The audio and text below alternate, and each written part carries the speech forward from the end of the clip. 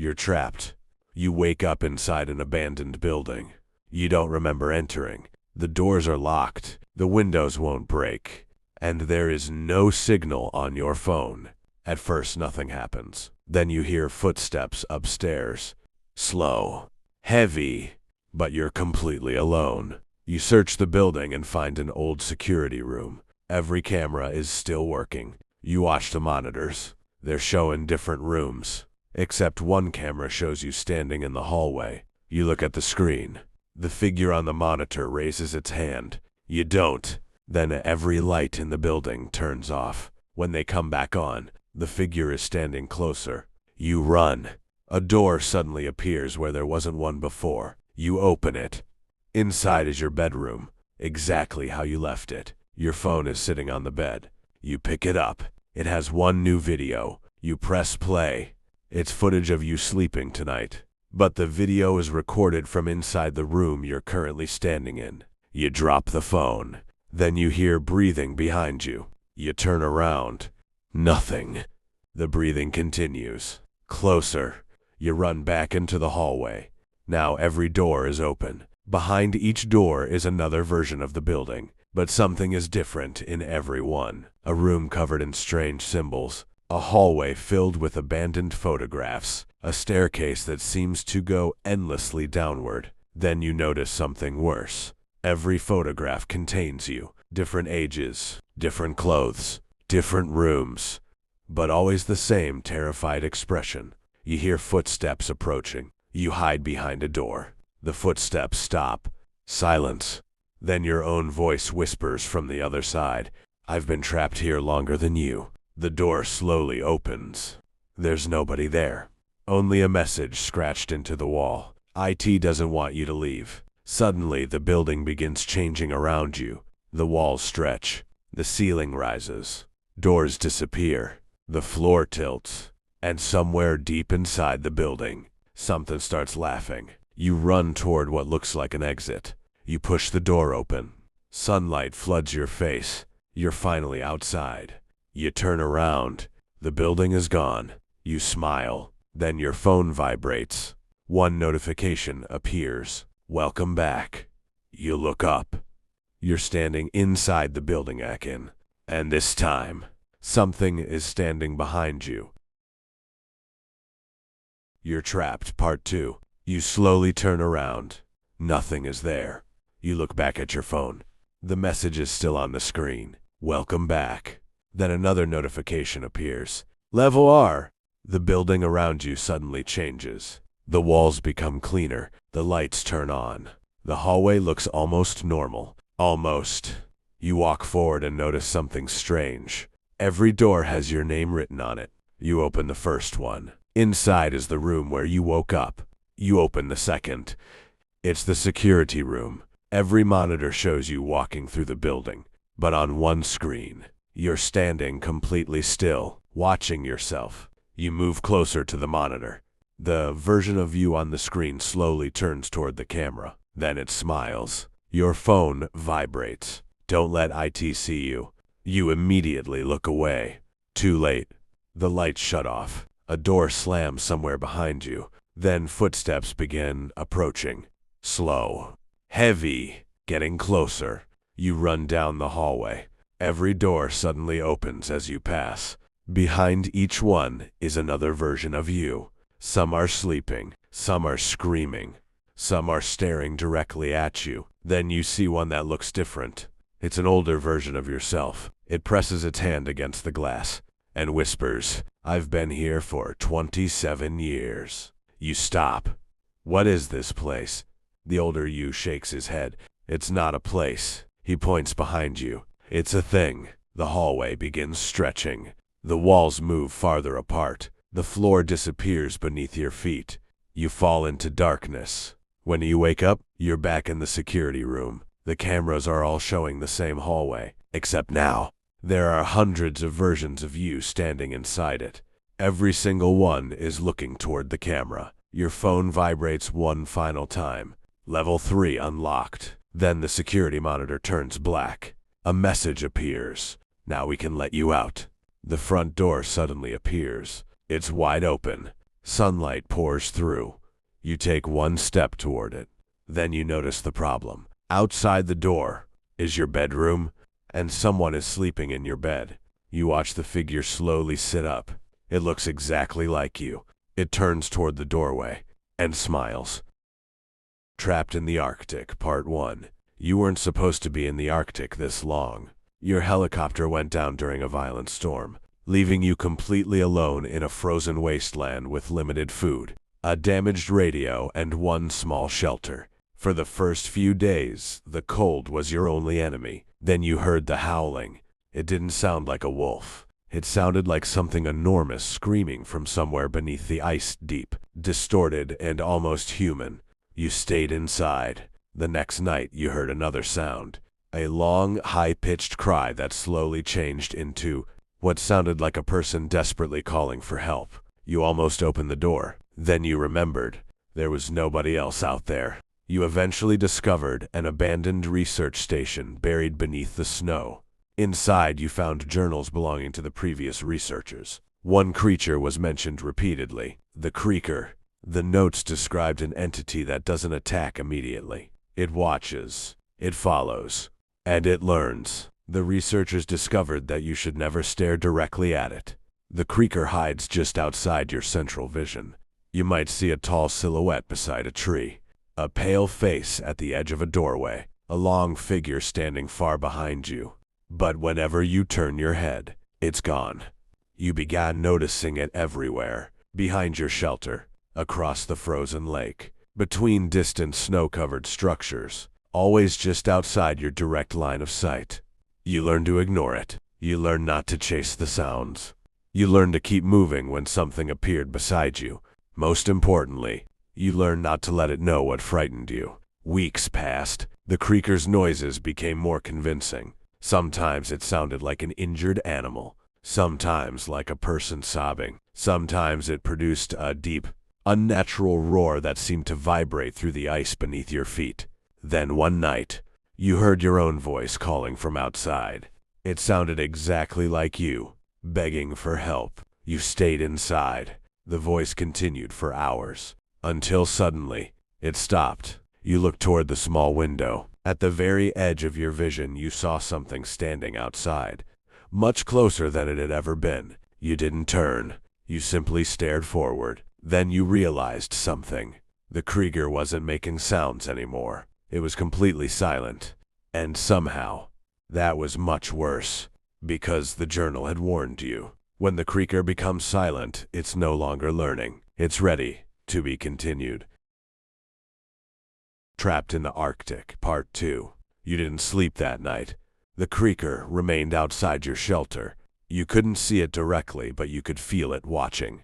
Every few minutes, something moved at the edge of your vision. You kept your eyes forward. Then morning came. For the first time in weeks, there were no sounds. You stepped outside.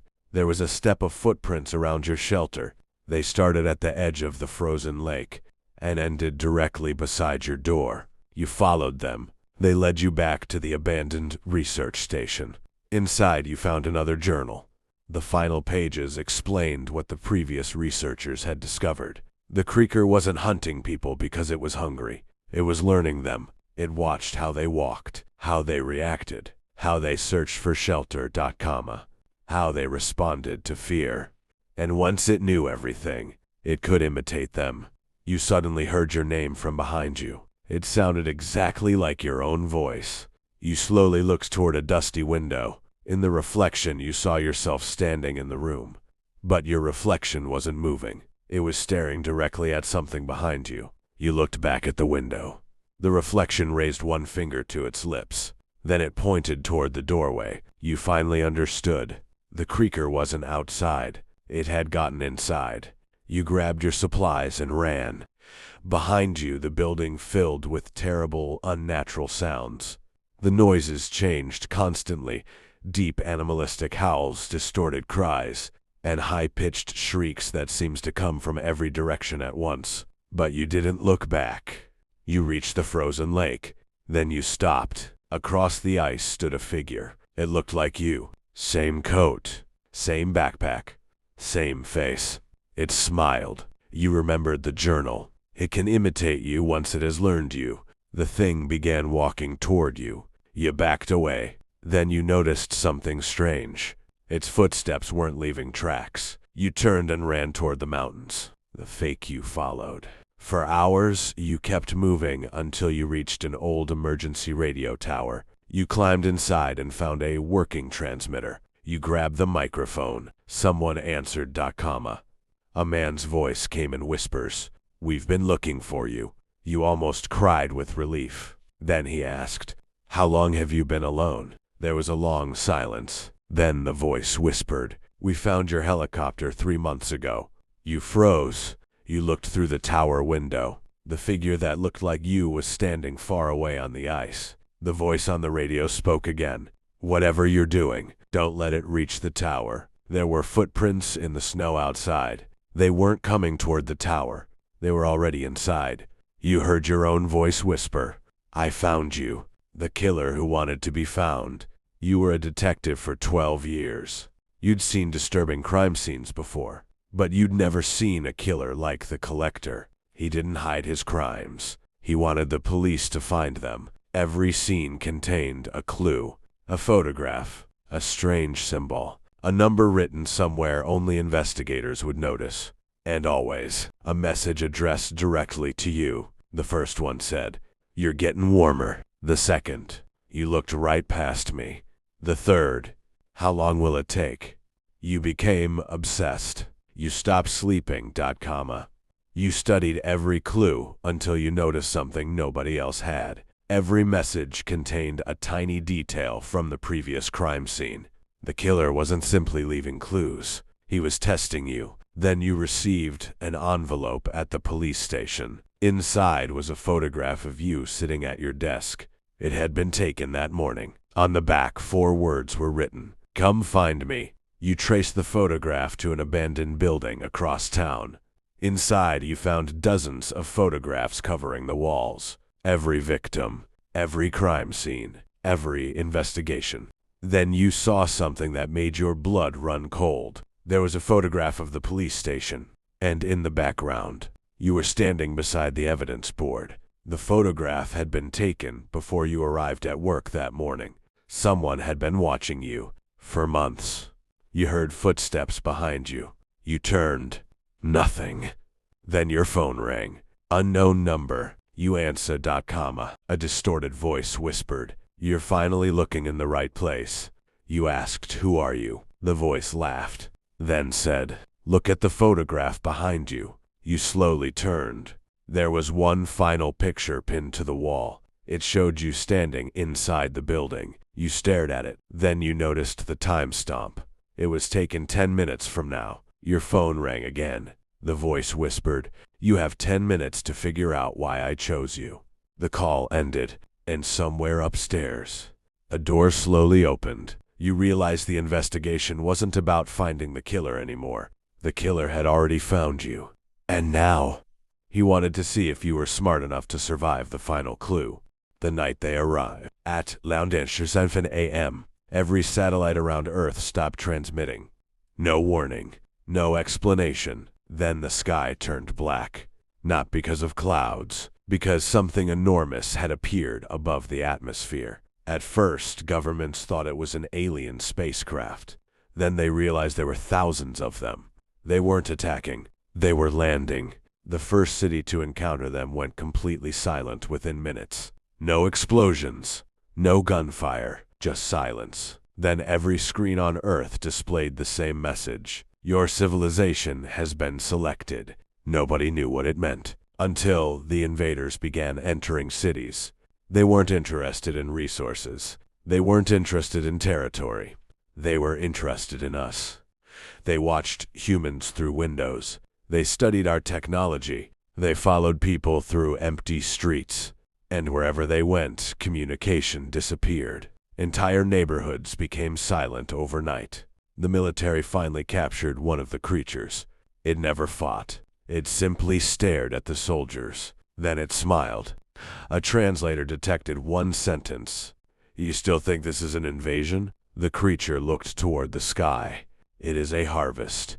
The military commander immediately ordered every remaining force to attack, but before they could, every captured creature disappeared. At the exact same moment, then something massive appeared above the clouds. A structure larger than a city slowly descended toward Earth. Every invader on the planet stopped moving. They all looked upward, then they dropped to their knees.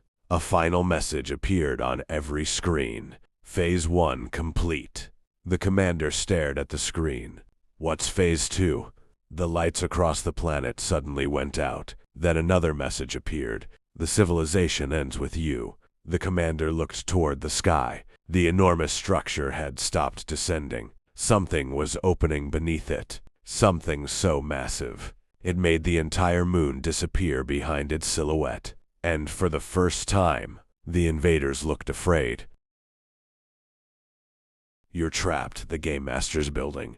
You wake up on the floor of an unfamiliar building. The lights are flickering. Dust fills the air. You hear someone screaming from another room. You run toward the voice and find 4 other adults trapped inside. None of you know how you got there. Then every television in the building turns on. A distorted figure appears on the screens. Welcome to my game. Nobody speaks. The figure continues. The building is collapsing.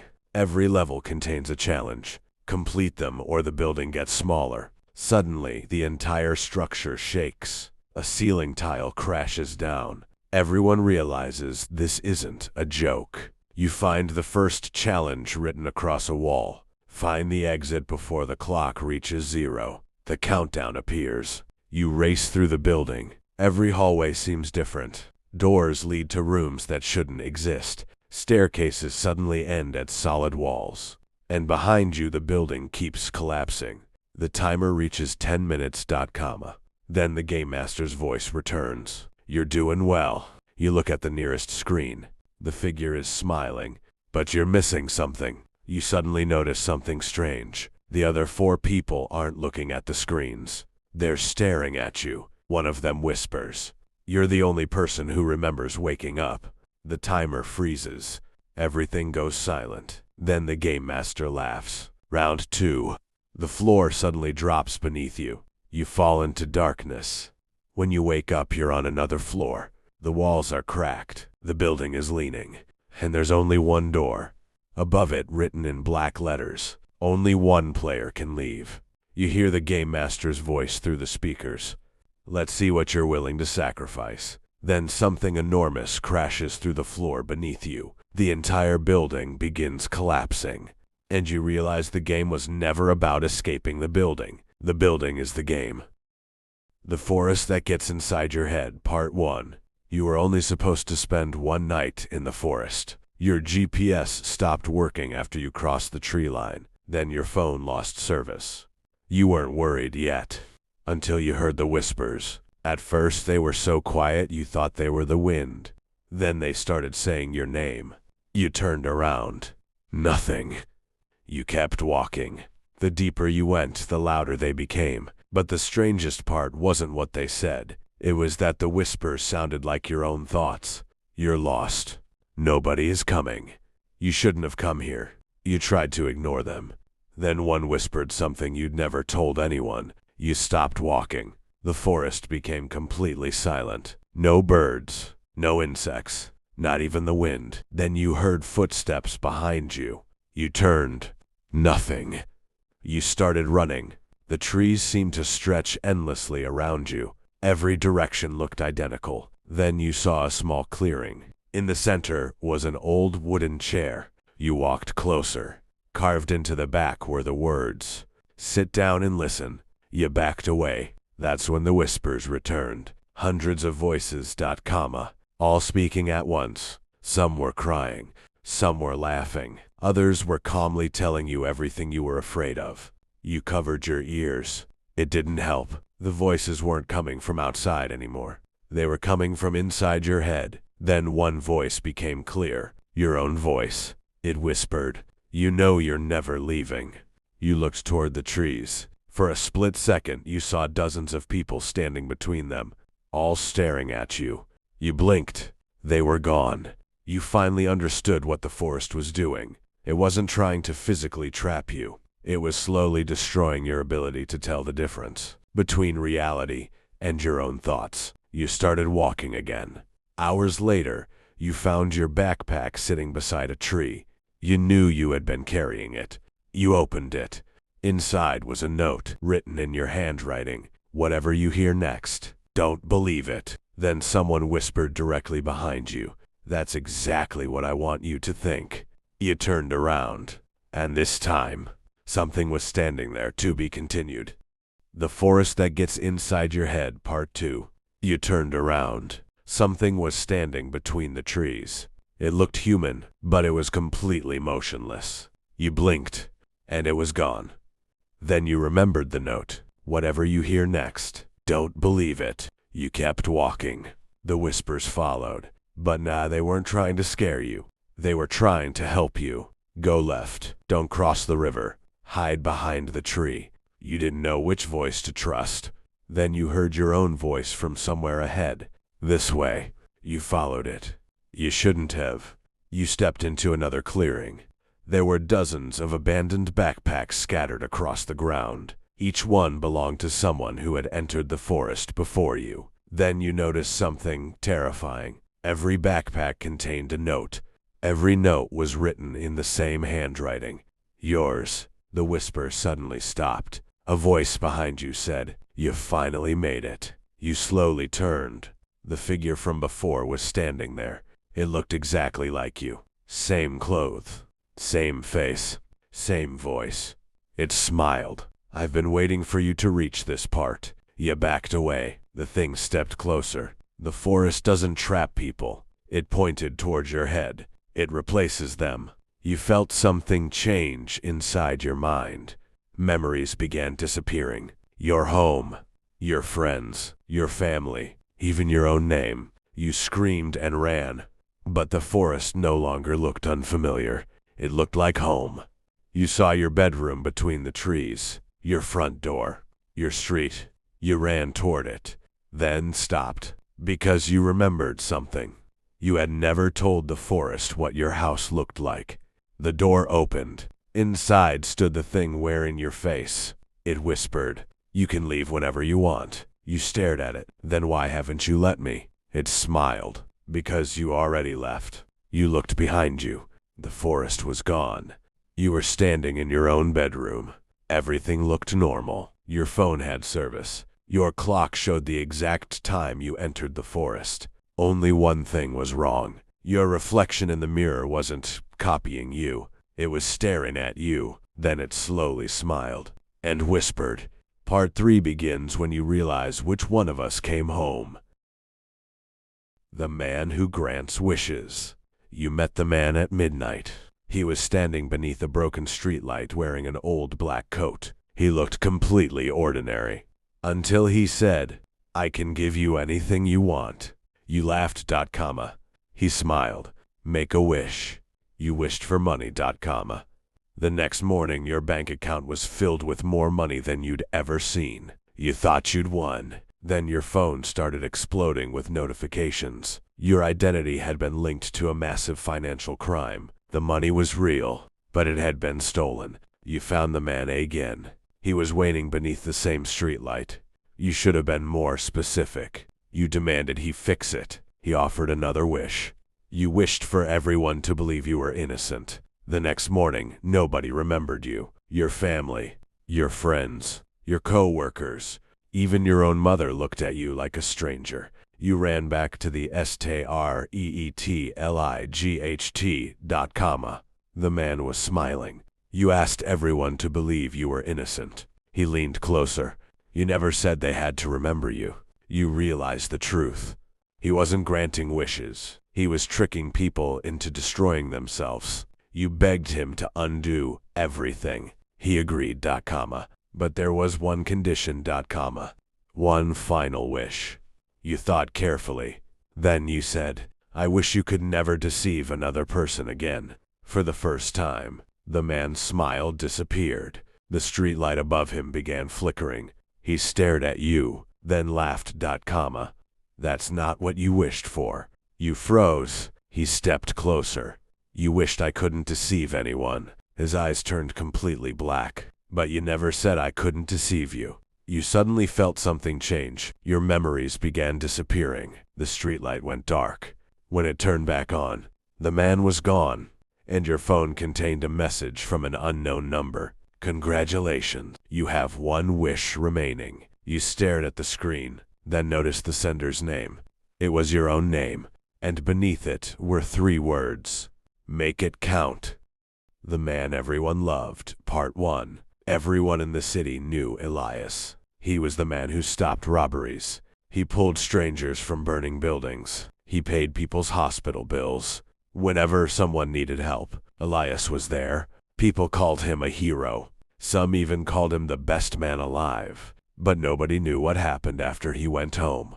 Every night Elias locked his doors, closed the curtains, and walked into a hidden room beneath his house. The walls were covered with photographs of people he'd helped, thousands of them, but their faces had been crossed out. In the center of the room stood a strange machine covered in black cables. Beside it was a notebook. The first page read, "They trust me because I saved them." The next page, "They will follow me because they believe I am good."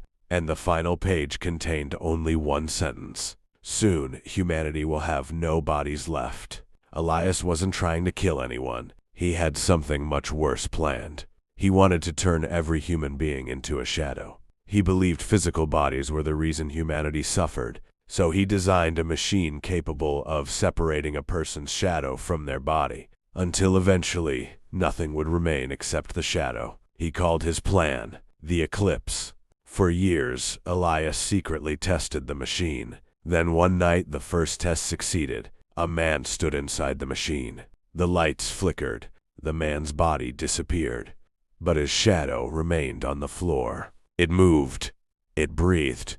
And then it slowly turned its head toward Elias. Elias smiled. Perfect. The next morning, Elias returned to the city and saved another stranger from an accident. Everyone cheered. Nobody noticed the black mark appearing beneath the stranger's feet. Nobody noticed Elias watching it.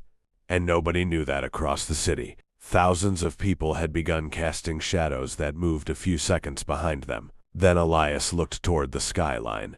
Every building was covered in darkness. He whispered, "Soon they'll all belong to me." But he didn't realize one of the shadows had started moving without its owner, and it was following him home. To be continued.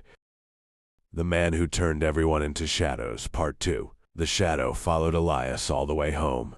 He locked every door, closed every curtain, then looked across the room. The shadow was standing behind him, but there was nobody casting it. Elias smiled. "You're not supposed to be able to leave the machine." The shadow slowly pointed toward the window. Outside, hundreds of people were standing in the street. Every single one had the same strange black mark beneath their feet. Elias realized the machine had already affected them. He rushed downstairs. The machine was glowing. A map of the city appeared across its screen. Thousands of tiny lights covered it. Then one by one, they began turning black. Elias laughed. "It's working." But suddenly, one light turned white. Then another. Then hundreds. The shadows weren't disappearing. They were disconnecting from their owners. Elias stepped backward. For the first time, he looked afraid. The shadow behind him moved closer. He whispered, "What are you?" It pointed toward the machine. A message appeared on the screen. The shadows were never yours to control. The machine suddenly shut down. Every light in the city went black. Elias ran upstairs. Outside, the streets were completely empty. No people, no cars, nothing. Then he noticed something moving across the buildings.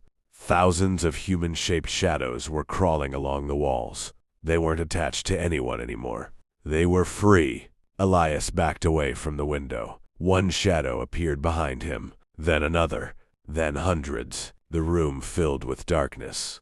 Elias screamed, "I created you." A voice answered from every corner of the room. "No."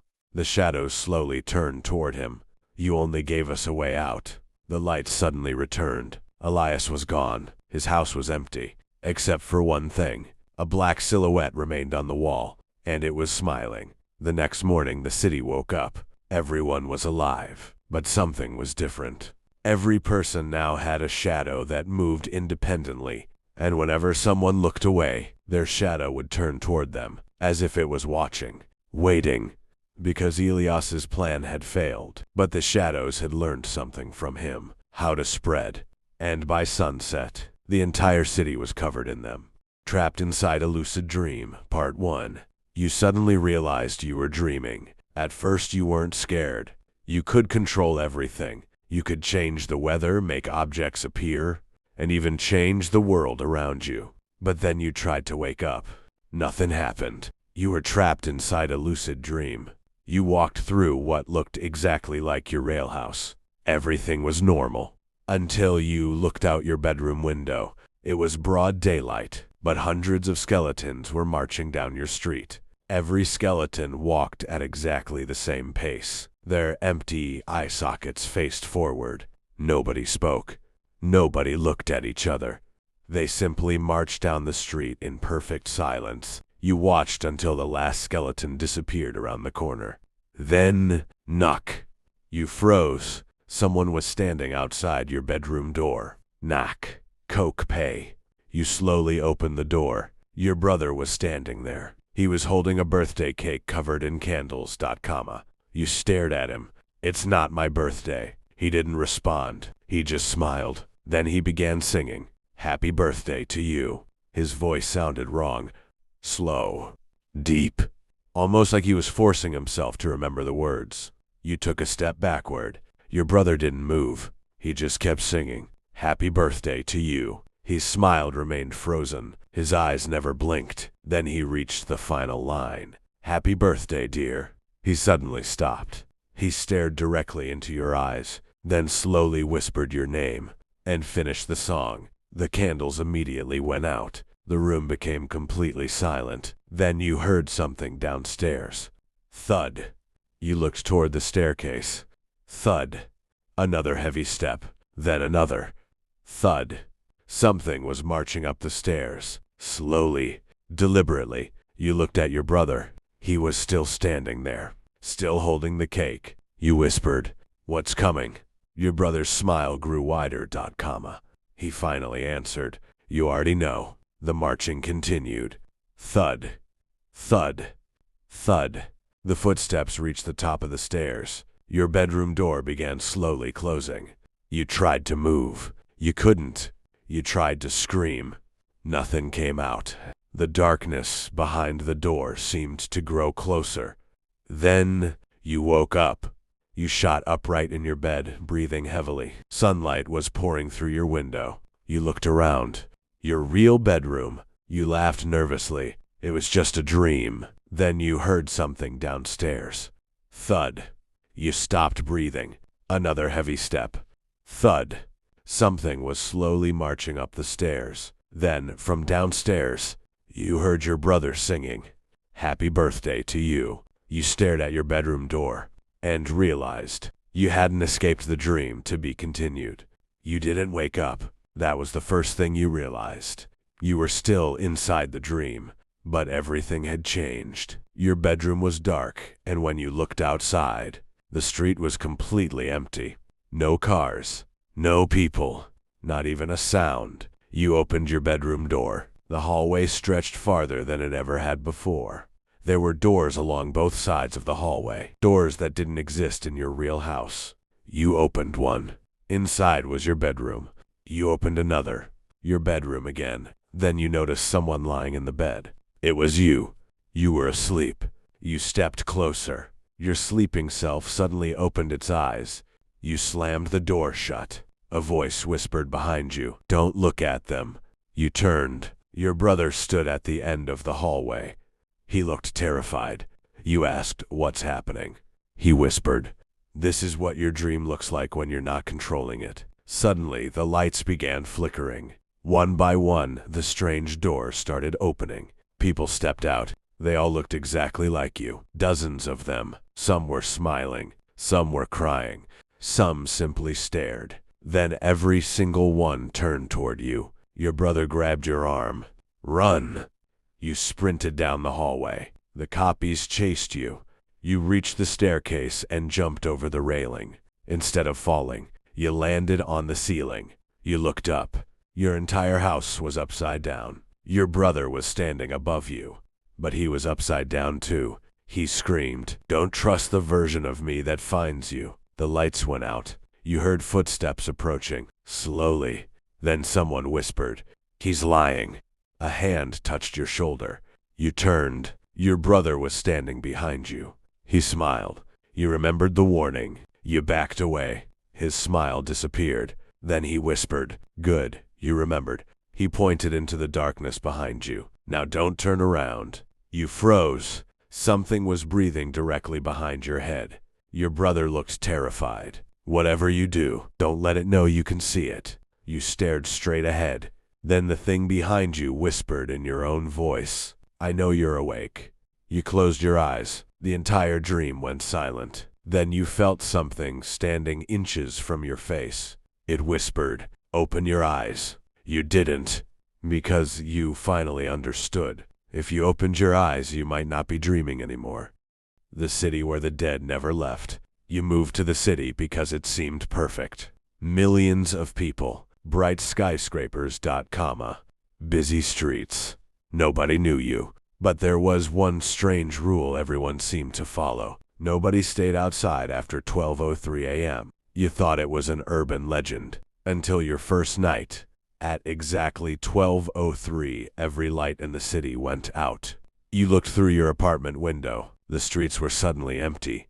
Then you noticed hundreds of figures standing between the buildings. They looked like people, but they weren't moving.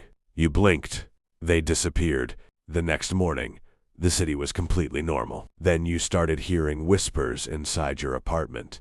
At first, they came from the walls, then from empty rooms. Eventually, they began saying your name. You installed cameras. That night, you checked the footage. At 12:03, shadowy figures appeared throughout your apartment. They walked through walls, stood beside your bed, and one of them slowly turned toward the camera. You showed the footage to your neighbor. His face went pale. You saw them. You asked what they were. He told you the city had been built over an old settlement that mysteriously vanished decades ago. Since then, people had reported seeing spirits throughout the city, but recently, they had become more active. That night, you heard knocking, You looked outside. Every apartment building across the street had people standing inside their windows, all staring toward your building. Then your front door unlocked itself. You backed away. A whisper came from the hallway. "We've been waiting for you." Every light in the city flickered. Your phone suddenly received a message from an unknown number. "Don't look outside." You slowly turned toward the window. Thousands of spirits were filling the streets, and they were all looking directly at you. Then your neighbor called. His voice trembled. "Whatever you do, don't let them know you're awake." You looked toward your bedroom door. A pale figure was standing there. It slowly smiled, then whispered, "Too late." The Hospital Nobody Talks ABO Part 1. You found an abandoned hospital while taking a shortcut through the city. It had been closed for decades. The windows were boarded, the halls were covered in dust, and a warning was painted across the entrance. "Don't go inside." You ignored it. Inside you found an old records room. Most of the files were destroyed, but one box remained. Inside were newspaper clippings. Patients disappear without explanation. Nurses report screams from sealed ward. Then you found the worst one. Hospital shut down after massacre. Murderer never caught. You were about to leave when you heard footsteps upstairs. You followed them to a door marked Ward 13, sealed. The door was slightly open. Inside was a mattress, food, bottled water, and dozens of photographs covering the walls. Every photograph showed someone who had disappeared from the city. Then you saw one that made your blood run cold. It was you. The photograph had been taken earlier that night. A voice whispered behind you, "You weren't supposed to find this place." You slowly turned. A man stood at the end of the hallway. He smiled. Then the door behind you slammed shut. "Welcome to my home." To be continued. The Hospital Nobody Talks ABO Part 2. The door slammed shut behind you. You pulled on the handle. Locked. The man slowly walked toward you. Nobody ever finds Ward 13. You backed away. Who are you? He smiled. You already know. You remembered the newspaper. The murderer. The man who had vanished after the hospital massacre. You ran past him and entered another hallway. The hospital seemed completely different now. Doors appeared where there hadn't been doors before. You opened one. Inside were hundreds of photographs. Every person who had disappeared from the city was there. Then you noticed something. The newest photograph showed you standing inside that exact room. But the photograph was dated tomorrow. You dropped it. Suddenly the lights went out. You heard footsteps approaching. Then the man's voice echoed through the darkness. You should have stayed outside. You sprinted toward the emergency exit. You burst through the doors and ran into the street. Minutes later, police arrive. They search the entire hospital. Nothing. No man. No photographs. No evidence. One officer looked at you strangely. This building has been abandoned for 30 years. You stared at him. That's impossible. I just saw him. The officer shook his head. Then he showed you an old photograph. It was the murderer, standing beside the hospital entrance. The date was 1996. You looked at the man's face. It was exactly the same face you had just seen. Then you noticed something in the background. A figure standing in one of the hospital windows. Your blood ran cold. You looked back toward the hospital. Every window was dark. Then your phone buzzed. A new photograph had appeared in your camera roll. It showed you standing outside the hospital, but the timestamp said, tomorrow, 下午11:47. Under the photograph was one message, come back. You looked up. The hospital's lights suddenly turned on, and behind one of the windows, the murderer was smiling at you. The hotel that knows your fears. You found the hotel by accident. It stood in the middle of the city, surrounded by luxury cars and glowing signs. The lobby looked perfect. Marble floors, golden chandeliers, a smiling receptionist. You checked in and received a key to room 713. The elevator opened directly into your hallway. Everything was silent. You entered your room. It was beautiful. A huge bed, floor-to-ceiling windows, a perfect view of the city. Then you noticed something strange. There was no way to open the door from inside. You tried the handle. Locked. You called the front desk. No answer. Then the television turned on by itself. The screen showed your bedroom. You looked around. The camera angle was impossible. Then the screen changed. It showed you standing in front of the hotel, except you were covered in darkness. A message appeared. Your fears are now real. The television went black. You heard footsteps behind you. You turned. Nothing. Then you heard a voice whisper your name from underneath the bed. You froze. You refused to look. The voice became louder. Then something crawled out. You screamed and ran into the bathroom. You slammed the door. When you looked into the mirror, you saw yourself standing behind you, but you weren't actually there. Your reflection smiled. You can't leave. The lights went out. When they returned, you were back in the bedroom. The bathroom door was gone. So was the exit. The walls had changed. The luxury was disappearing. The wallpaper was covered in photographs of you. Every photograph showed a different nightmare from your past. Then the television turned on again. This time it showed the hotel hallway. A long line of guests were standing outside their rooms. All of them were staring at your door. Then one by one, they disappeared. A knock came from your door. Knock. Coke pay. You backed away. The receptionist's voice came from the other side. Your stay is almost over. You whispered, let me out. Silence. Then she replied, you haven't faced your worst nightmare yet. The door slowly opened. Beyond, it wasn't the hallway. It was your childhood home. But something was standing inside. Something you had spent your entire life trying to forget. And the hotel whispered, welcome home. The Never-Ending Chase, Part 1. You always believed people were punished for their sins after death. You were wrong.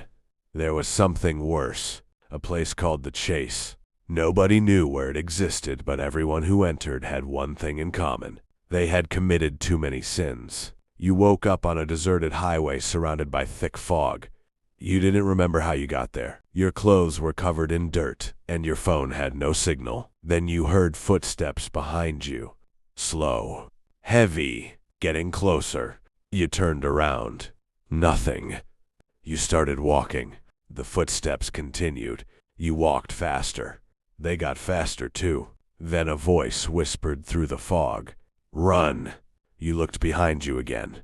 This time you saw it. A tall, twisted demon standing in the distance. Its body was unnaturally thin, its eyes glowing through the fog. It wasn't running. It was simply walking towards you. Yet somehow it kept getting closer. You sprinted, The highway seemed endless. You passed the same broken streetlight 3 times. Then you saw a sign. Miles until freedom, 10.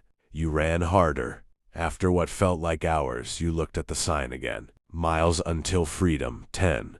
You stopped. The demon was nowhere in sight. Then you heard breathing beside you. You turned. It was standing inches away. You ran again. The road suddenly changed. Now you were inside a dark forest, then a city, then a burning hallway. Every place felt connected, Every time you stopped, the demon appeared closer. Eventually you found other people running, dozens of them. Some were crying, some were screaming. One man grabbed your arm. Don't stop. You asked him what this place was. He looked terrified. The Chase. What happens if it catches you? He stared at the road ahead. Nobody knows. Then the demon appeared behind the crowd. Everyone began running. You ran with them. But something was wrong. The people around you started disappearing one by one, until you were alone again. You looked ahead. A massive black gate stood across the road. For the first time, the demon stopped. You thought you had escaped. Then you noticed the words carved into the gate. The chase doesn't begin until you remember why you're here. Your memories suddenly came rushing back. Every lie, every betrayal, every terrible thing you'd done. You fell to your knees. Behind you, the demon began walking closer. And for the first time, you understood. You weren't running from the demon. You were running from yourself. To be continued.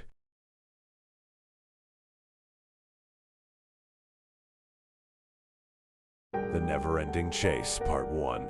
You always believed people were punished for their sins after death. You were wrong. There was something worse. A place called the Chase. Nobody knew where it existed, but everyone who entered had one thing in common. They had committed too many sins. You woke up on a deserted highway surrounded by thick fog. You didn't remember how you got there. Your clothes were covered in dirt, and your phone had no signal. Then you heard footsteps behind you. Slow, heavy, getting closer. You turned around. Nothing. You started walking. The footsteps continued. You walked faster. They got faster too. Then a voice whispered through the fog. Run. You looked behind you again. This time you saw it. A tall, twisted demon standing in the distance. Its body was unnaturally thin, its eyes glowing through the fog. It wasn't running. It was simply walking towards you. Yet somehow it kept getting closer. You sprinted, The highway seemed endless. You passed the same broken streetlight 3 times. Then you saw a sign. Miles until freedom, 10. You ran harder. After what felt like hours, you looked at the sign again. Miles until freedom, 10. You stopped. The demon was nowhere in sight. Then you heard breathing beside you. You turned. It was standing inches away. You ran again. The road suddenly changed. Now you were inside a dark forest, then a city, then a burning hallway. Every place felt connected, Every time you stopped, the demon appeared closer. Eventually you found other people running, dozens of them. Some were crying, some were screaming. One man grabbed your arm. Don't stop.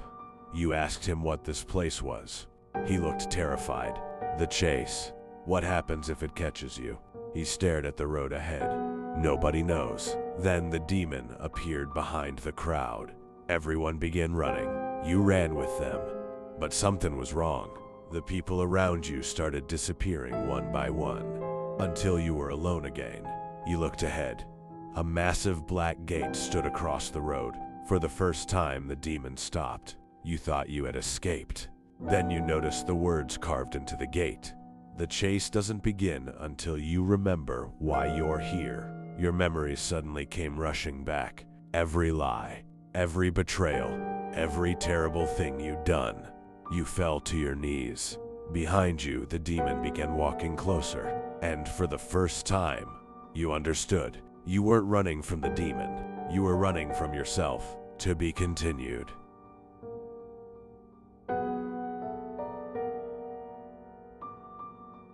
The Never-Ending Chase Part 2. You finally remembered. Every sin, every person you had hurt, every choice you wished you could undo, The demon wasn't chasing you because it wanted to kill you. It was chasing you because you were supposed to face what you'd done. You stood before the massive gate. The demon stopped behind you. For the first time, it spoke clearly. You can stop running. You looked at the gate. What's behind it? The demon pointed forward. The truth. The gate opened. You stepped through. Suddenly, you were standing inside your old home.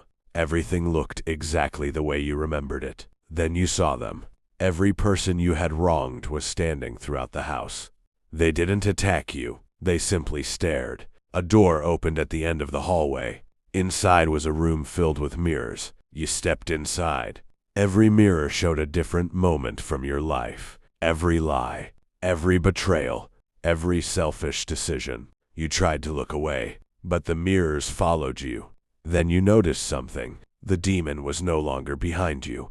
You turned around. It was standing inside one of the mirrors. This is your punishment, you asked. Forever? The demon nodded. Until you stopped running. You looked at the mirrors again. For the first time, you stopped trying to escape. You admitted everything. The room became silent. One by one, the mirrors began disappearing. Then the demon stepped out of the glass.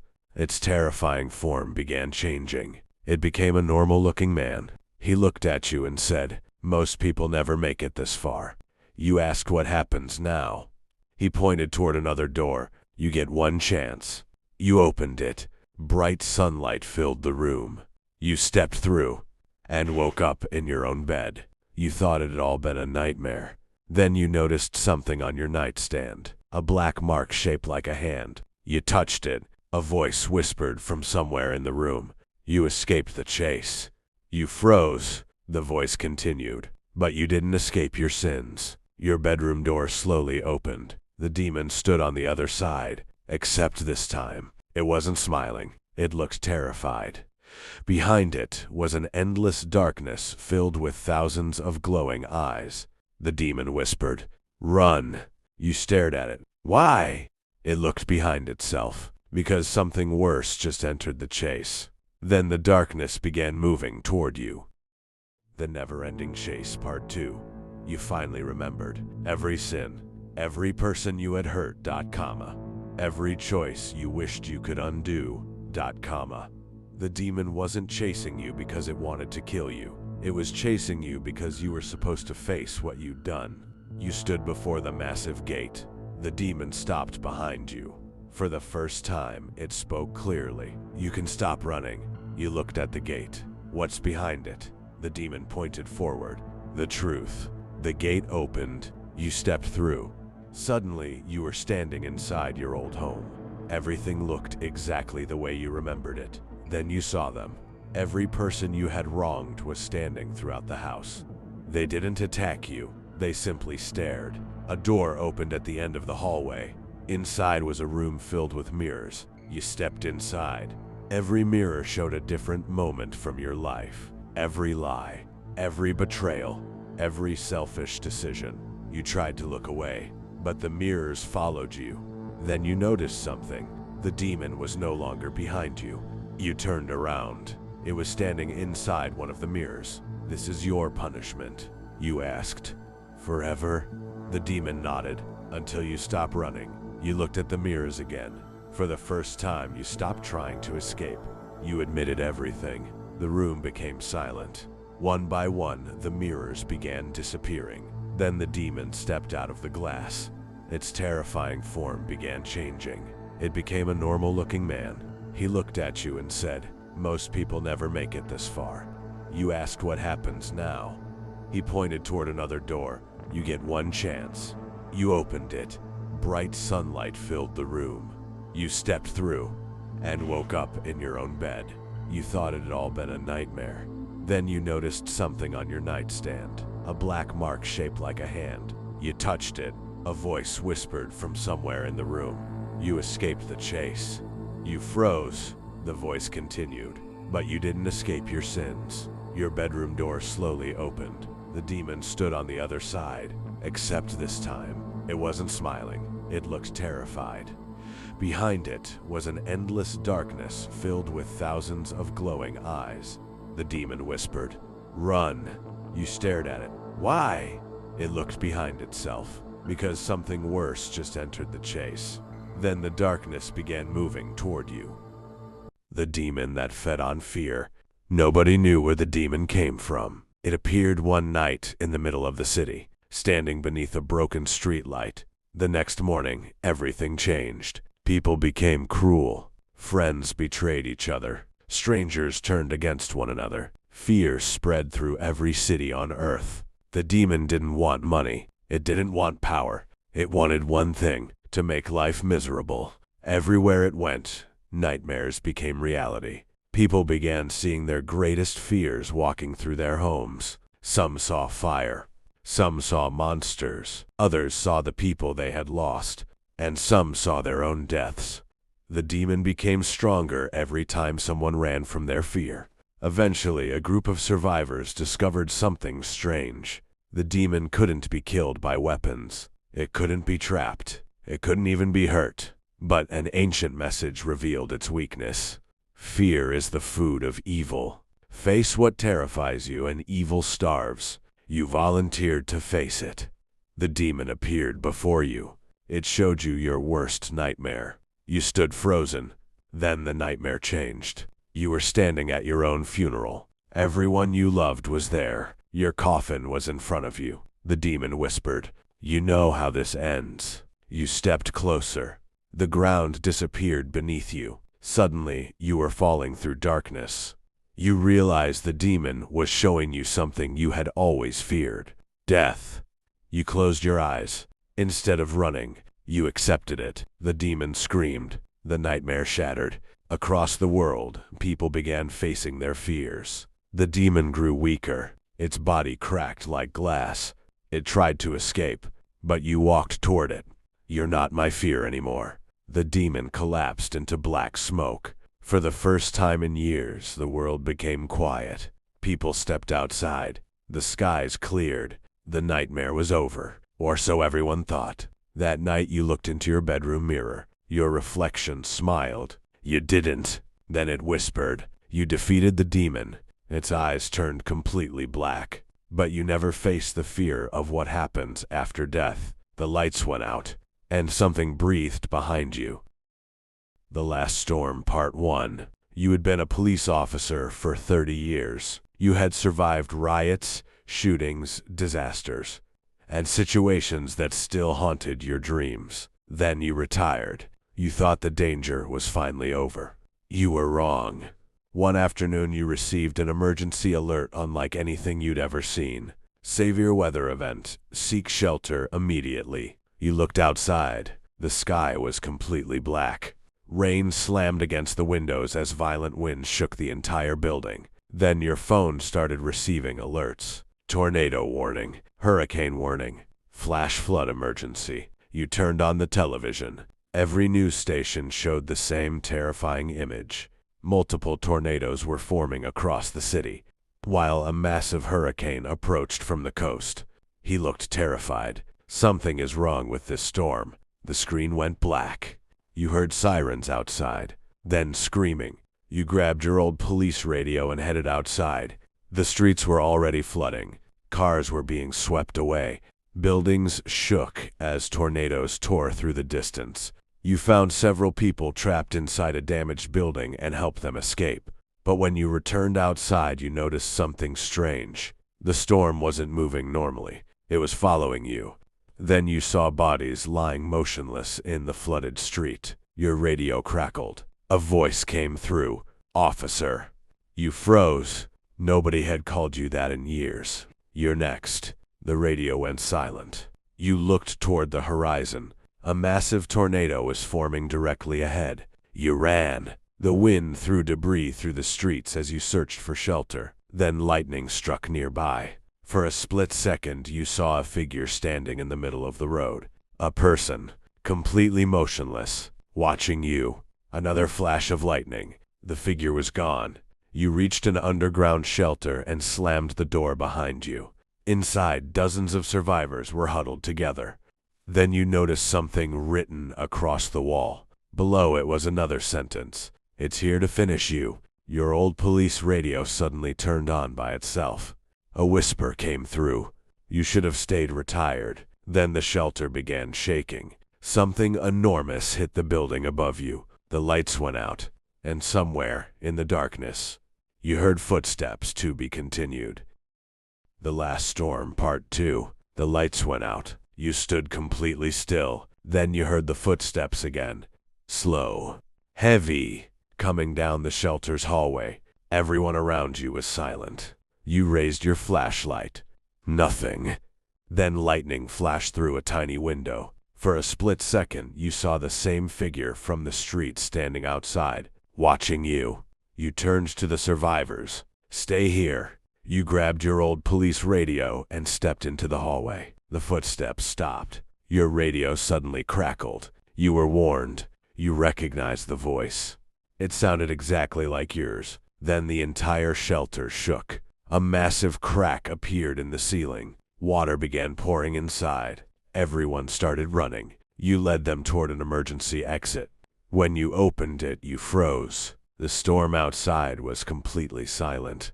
No rain, no wind, no tornadoes, just an empty street covered in fog. You stepped outside. The survivors followed. Then you looked toward the sky. The clouds were forming a perfect circle above the city. At its center was a giant black shape.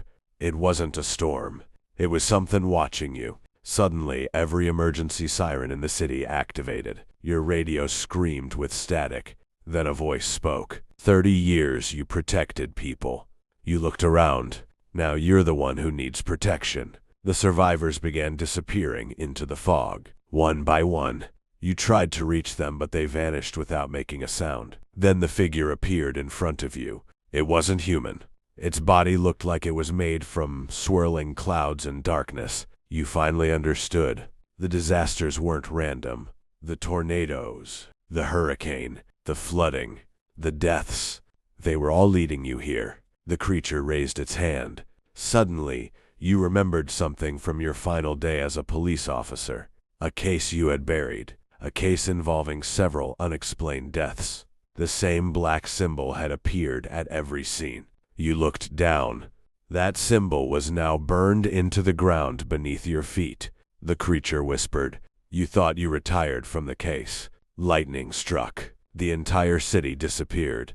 You were standing somewhere completely different. A massive empty landscape stretched before you. Hundreds of storm clouds moved across the horizon, and inside every cloud, you could see faces. Then the creature spoke one final time. Now the real disaster begins. Behind you, the first tornado touched the ground, and it was coming straight toward you.